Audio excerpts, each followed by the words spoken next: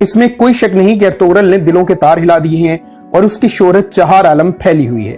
یہاں ہم اس ترک ڈرامے سے پاکستانی قوم کے لیے اخذ شدہ نتائج اور اسباق پر بات کریں گے۔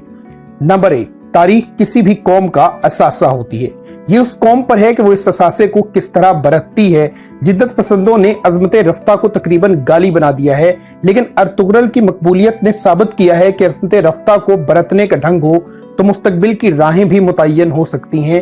اقبال بھی مسلمان قوم کے نوجوان کو اس کے ماضی میں لے جا کر اسے اپنا حال اور مستقبل سنوارنے کا سلیقہ سکھانے کی کوشش کرتے رہے ہیں۔ کہتے ہیں، کبھی اے نوجوان مسلم تدبر بھی کیا تو نے، وہ کیا گردوں تھا جس کا تو ہے ایک ٹوٹا ہوا تارا۔ ارطغرل نے مسلمان قوم کے نوجوان کو گردوں تک رسائی دی ہے اور اسے اپنے آئندہ کے اہداف پر نظر رکھنے کا سبق دیا ہے۔ نمبر 2، ارطغرل تاریخ اور فکشن کا حسین امتزاج ہے۔ ارطغرل کے اکثر واقعات تاریخی حقائق پر پورا نہیں اترتے۔ مثلاً ارطغرل میں ابن عربی اور ارطغرل کا قریبی اور روحانی تعلق دکھایا گیا ہے، لیکن تاریخ میں اس کا مستند حوالہ نہیں ملتا۔ اسی طرح اس ڈرامے کے اکثر واقعات تاریخی کی بجائے افسانوی ہیں، لیکن تاریخ میں افسانے کا یہ رنگ بہت جمع ہے اور لوگوں نے اسے شرف قبولیت بخشا ہے۔ ہمارے ہاں ناول میں یہ تجربہ نسیم حجازی کے ہاں بہت کامیاب رہا ہے۔ ان کے تمام ناول تاریخ اور فکشن کا خوبصورت کمبینیشن ہے۔ اسی طرح عبدالحلیم شرر کا ناول فردوس بری بھی مقبول عام ہے، جو حسن بن صبا کی زمینی جنت کے متعلق ہے اور دنیا کے بہترین افسانوی کاموں میں شمار ہوتا ہے۔ ارطغرل سے ہمیں یہ سبق ملتا ہے کہ اگر آپ تاریخ جیسے خشک مضمون میں فکشن کا رنگ شامل کر لیں تو لوگوں کی توجہ حاصل کرنے میں آسانی رہتی ہے۔ نمبر 3، ڈرامے اور فلم کی حقیقی طاقت ارطغرل کے ذریعے معلوم ہوئی ہے۔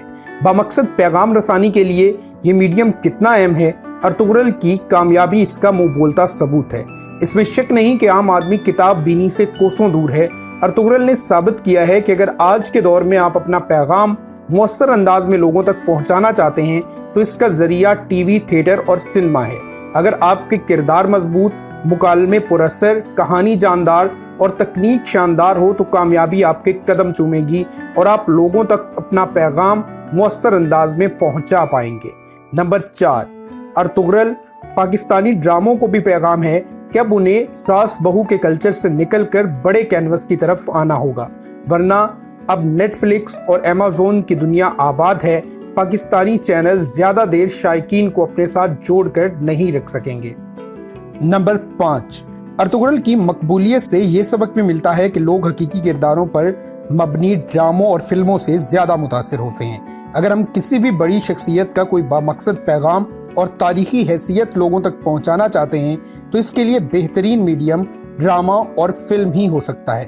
انڈیا میں لگے رہو منا بھائی جیسی فلمیں بنی جنہوں نے ہلکے پھلکے انداز میں گاندھی کے فلسفے کو پیش کیا اور شائقین سے پذیرائی سمیٹی۔ پاکستانی ٹیلی ویژن نے بھی جناز قائد کے نام سے ایک سیریل بنائی جو کامیاب تو تھی لیکن بڑی آڈینس تک نہیں پہنچ سکی۔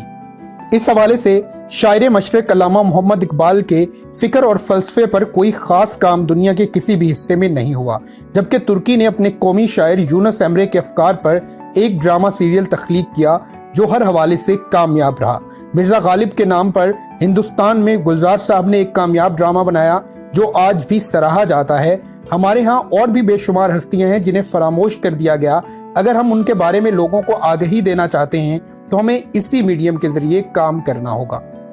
نمبر 6، ارطغرل نے ثابت کیا ہے کہ اچھی حکمت عملی اور مؤثر تکنیکی مہارت سے آپ ڈرامہ اور فلم کو بطور پروپیگنڈا بھی استعمال کر سکتے ہیں۔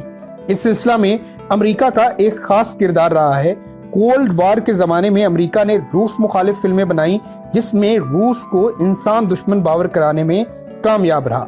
ارطغرل نے بھی جس طرح لوگوں کی توجہ حاصل کی ہے، اس سے پتہ چلتا ہے کہ ترکی کی سفارتکاری اگر کئی دہائیوں تک بھی خلافت کے بارے میں اور ترکی کے بارے میں لوگوں کے دلوں میں نرم گوشہ پیدا کرنے کی کوشش کرتی تو شاید اس حد تک کامیاب نہ ہو پاتی۔ مورخین اور محققین کو دہائیاں لگ جاتی، لیکن تب بھی شاید عثمانی خلافت اور موجودہ دور میں حائل ایک صدی کا سفر طے نہ ہو پاتا۔ اس میں کوئی شک نہیں کہ ارطغرل نے مسلمان ملکوں میں شائقین کے دلوں میں ترکی کے حوالے سے نرم گوشہ پیدا کیا ہے۔ اس ڈرامے کے ذریعے ترکی نے کامیاب سفارتکاری کی ہے۔